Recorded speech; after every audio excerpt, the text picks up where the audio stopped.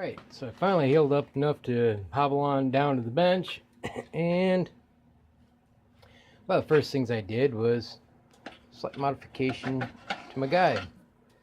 Added some wood screws to the bottom so I can adjust the height.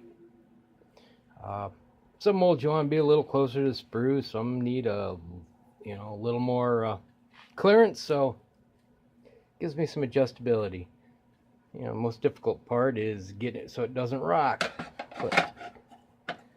And now I am working with my NOE TL310225RN taco mold for 300 Blackout. First glance, it looks like it's just a modified 230 grain missile, but it's not. It's got a flat base instead of the boat tail, but the profile's different. It's a more gradual slope. Supposedly it's supposed to fit the throat better. You can see I opted for the thermal probe, and that really helped me sort things out. Getting it up to temp, finding out what kind of range it likes. And all molds should have the option. I wish my Arsenal mold had it. My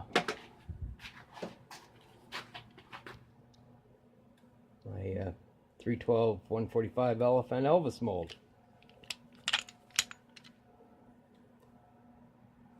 For my supersonics. What I found is this thing likes to be around 500 degrees before it starts casting good wrinkle-free bullets. Anything lower than about 475, and I get wrinkles. So this helped me sort that out real good. And I'd cleaned it, I'd heat cycled it like 4 times, cleaned it again, and well, I found where it likes to be temp-wise. NOE says they're designed for under 600 degrees, and that's getting up there. Excuse me. And, helps me maintain that range by observing it. So, let's see what we got here. And the cast. It's cooled down a bit. Oh. Yeah. Good job. Oh, trying to find wrinkle-free ones, but of course, picking them up with the gloves because they're hot is not easy. But yeah, these are available in gas check as well. But the one thing they share with the 230 grain missile molds is the tumble lube grooves. That's the biggest similarity, other than the weight is, these are supposed to drop at 225 grains versus 230. And I haven't checked them yet with this alloy, but it should be somewhere around there. Give or take 5 grains, I'm guessing. But yeah, that gives me something to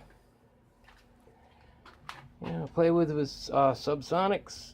I've ordered a couple pounds of the SBR SOCOM, and see about that. I've got some of the Blackout, and I've got some of the Buffalo rifle, which is also usable. There's something else they have that's suitable, but can't remember what, and that one I don't have. It's actually, I think, one of the pistol powders. Maybe it's heavy pistol. Don't remember, but of course that would be for supers. There's some powders for the Russian slugs, and I get good enough to hobble out a couple 100 meters in the sand, and I'll be happy. Still got some time because it snowed again last night.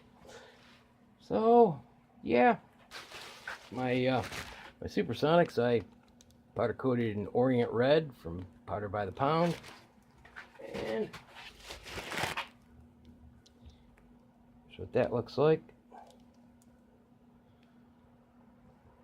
Yeah, I laid them down on silicone mats that I had Ford Light Blue and Aqua Blue on, so they picked that up. I've ordered some new mats so that I can, have a mat for each color, so this doesn't happen anymore. That'll be awesome. But my subsonics, I'm gonna do in bright red orange. So I'll be testing this out once I cast up a bunch of these. Figure high visibility warning colors. That way, mag's got 300 blackout in it. Somebody picks them up. You've been warned. Look at those bullets. Warning colors. Don't stick them in your 223. You'll be sorry. I also mark the mags, but I figured that's one way to. An extra warning would be good.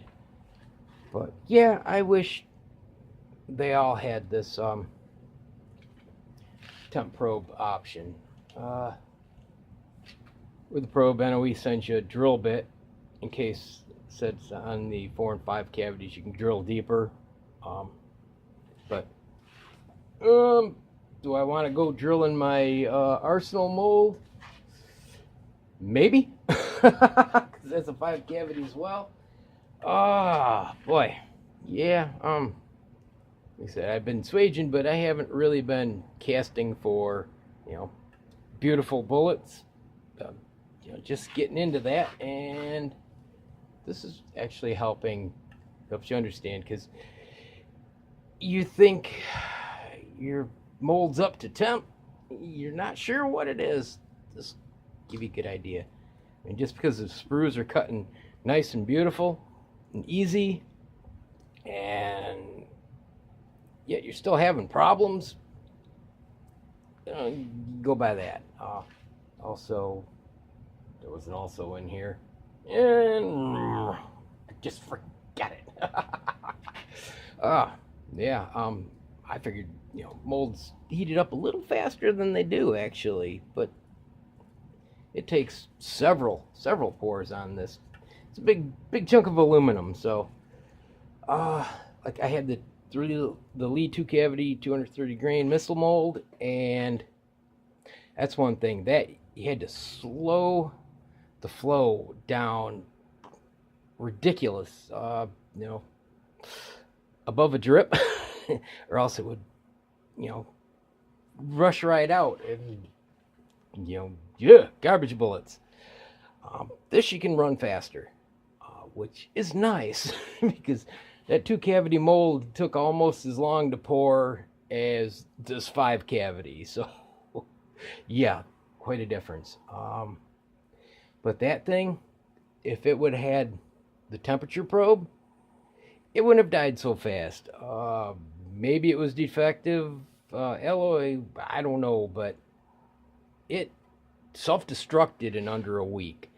The sprue plate bolt, the threads in the aluminum disintegrated, and I had trouble getting wrinkle-free bullets out of that. It just, I cleaned it and heat cycled, and it just never sorted itself out. Maybe if I would have had this, I could have figured that out more easily and kept it under self-destruct temperatures. But those are such a small aluminum block, and the alloys may not be as good in the aluminum, but it just didn't hold up. Other people have great luck, like that mold, and it lasts. I didn't have the same experience, sadly. But hopefully this will be a better bullet. And yeah, I sure hope so. Yeah, we'll see. All right, well, I don't know if I got anything left to add, really. Oh, for my 300 Blackout, I'm going to be using these Unis Gynix NATO primers. So, well, I'll be testing these out in them. These are a great deal over at Graphs. I only wish they had small pistol primers, because, you know, when they sell out, they're gone. And these were 129 bucks for 5,000. So, yeah. And they're NATO primers. So, you know, there's those advantages. They got to be made to a certain standard, right? Then I got the harder cup, so, you know, in your AR, there's less of that worry of, you know, runaway slam fires and the like. So, yeah, I've rambled on plenty long enough, and I'll see you next time. Yeah, said, I had pre-uploaded 4 videos for when I was in the hospital and rehab and all that, and they lasted just that long. I got home and, well, I'd run out of videos. So, figured, well, make one now. Now that I actually was able to get down here and function a little bit. I still got a long way to go, but, you know, at least I'm going. All right, well, have a good one. See you later. God bless. See ya. All right, I forgot I hadn't melted down all the missiles I'd cast. So this one is the Lee missile, and this one is NOE. As we can see, the lube grooves, there's a difference in size. There's an extra one in the NOE, and since the base is flat, they can be moved back a little bit. The nose, well, you can kind of see some differences. I'm not so sure they're as big as I thought they were, but I don't know. Maybe the NOE isn't a gentler slope.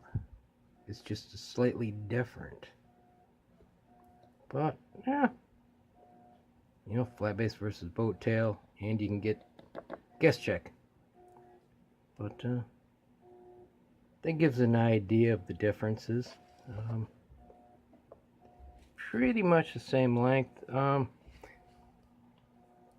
think the NOE is ever so slightly shorter. Yeah, just a few thousandths. I haven't measured it, but you can see there it's just slightly shorter. But I guess there's a PC version, but I wanted to keep my options open because, you know, may not always be able to powder coat, and if I can't, I can tumble lube it and keep on shooting. So, yeah, I just like to keep my options open. I forgot, it may be a little hard to tell, but I pinned these handles. I used bicycle spoke. It's really tough stuff, and it's small because all I had was some number 8 sheet metal screws, and they take a good chunk out of the handle. 6s are about as big as I'd want to go, and I had a couple bicycle spokes hanging around, and I've used those for a few things. Just drilled the hole just a little smaller, ran those in, cut them off, and used a file. And so far, they're doing great. I didn't drill all the way through, that way they loosen up, they won't fall through the bottom. And yeah, the majority of the handle strength is still there. So, well, we'll see how they hold up. All right.